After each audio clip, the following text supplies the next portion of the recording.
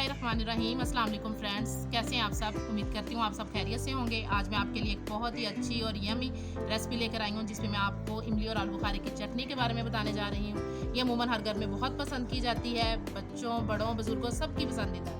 इमली और आलू बुखारे की चटनी बनाने के लिए यहाँ पे मैंने 200 ग्राम आलू बुखारा ले लिया है ड्राई वाला। यहाँ पे 200 ग्राम मैंने इमली ले ली है। अगर आप लोग इसकी ज़्यादा क्वांटिटी चाहते हैं तो आपने इमली और आलू बुखारा दोनों की मिकदार आपने सेम लेनी है।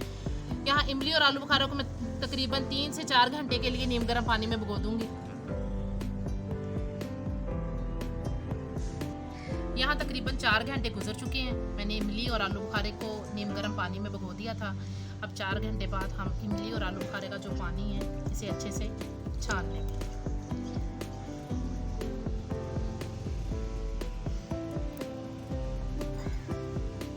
और हाथ की मदद से अच्छी तरह से इसे मसल लेंगे ताकि इसकी गुठलियाँ अलहदा हो जाएं और इसका जो पल्प है वो अलग हो जाए।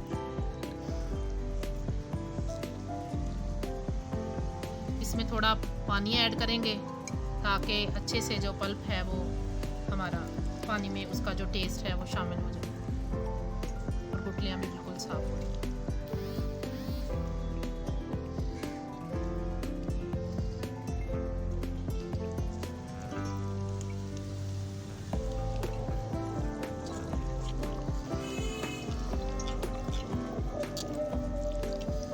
यहाँ मैंने इमली और आलू बुखारे का पल्प निकाल लिया। अब इस स्टेज पे यहाँ पे हम 1 कप इसमें चीनी ऐड करेंगे। यहाँ चीनी डालने के बाद हस्बे जायका नमक ऐड करेंगे। इसमें 2 चुटकी कुटी हुई लाल मिर्च शामिल करेंगे। इसे अच्छे से मिक्स करके तकरीबन 15 से 20 मिनट के लिए हम पकने के लिए रखेंगे।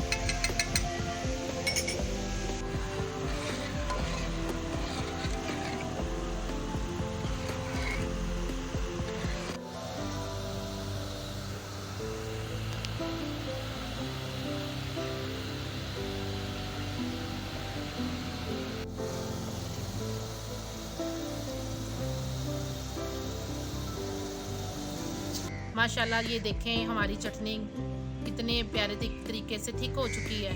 जब ये स्टेज आ जाएगी तो हम इसे चूल्हे से उतार लेंगे। अब यहाँ पे इसकी फाइनल लुक है, ये थिक है। अब मैं आपको इसे डिस्प्ले करके दिखाती हूँ।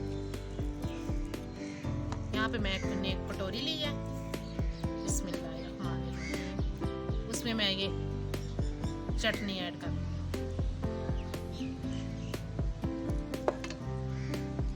माशाल्लाह से देखें हमारी कितनी अच्छी लुक आई है।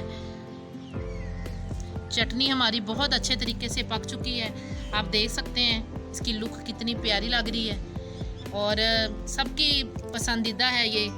तो अगर आपको मेरा ये चैनल अच्छा लगे तो मेरे चैनल को लाइक करें, सब्सक्राइब करें और साथ में दिए गए बेल आइकन पर क्लिक करें ताकि हर मेरी अगली वीडियो का नोटिफिकेशन आपको